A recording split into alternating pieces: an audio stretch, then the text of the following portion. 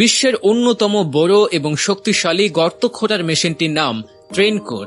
এই মেশিনটি 50 ফুট গভীর পর্যন্ত গর্ত খুঁড়তে সক্ষম। এর আকার ও ক্ষমতা এতই বিশাল যে এর মাধ্যমে খোঁড়া গর্ত সাধারণত বিভিন্ন গুরুত্বপূর্ণ কাজের জন্য ব্যবহৃত হয়। তবে এর গভীর গর্ত খোঁড়ার কি প্রয়োজন হতে পারে?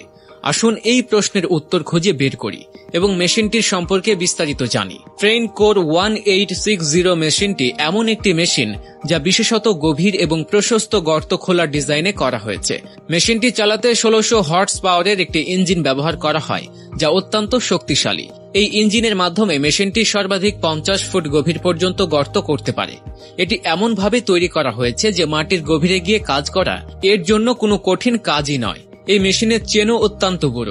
চেনের সাহায্যে মেশিনটি মাটির গভীর স্তরে গিয়ে গর্ত খোঁড়ে এবং মাটির স্তরগুলোকে সরিয়ে দেয়। এর সঙ্গে 300 হর্স পাওয়ারের একটি আলাদা ইঞ্জিনও যুক্ত আছে, যা মেশিনের কার্যক্রমকে আরও কার্যকর করে তোলে। ট্রেনকোর 1860 মেশিনটির ওজন প্রায় 220 টন, যা একে পৃথিবীর অন্যতম ভারী মেশিনগুলোর মধ্যে একটি করে তুলেছে।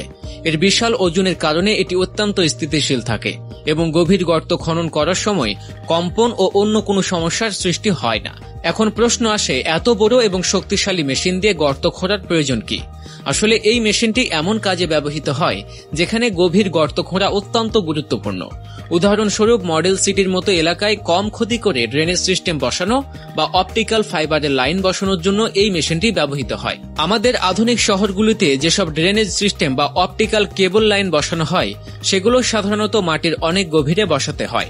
এর জন্য মেশিনের সাহায্যে গভীর গর্ত খোঁড়া অত্যন্ত প্রয়োজনীয় হয়ে পড়ে। ট্রেনকোর 1860 মেশিনটি সেই কাজে অত্যন্ত উপযুক্ত, কারণ এটি পৃথিবীর গর্ত খোঁড়ার সময় আশেপাশের এলাকা বা মাটির উপরের অংশে খুব কম ক্ষতি করে। ট্রেনকোর মেশিনের অন্যতম বড় সুবিধা হল এটি গভীর গর্ত খোঁড়ার সময় আশেপাশের অবকাঠামো বা পরিবেশকে খুব কম ক্ষতি করে।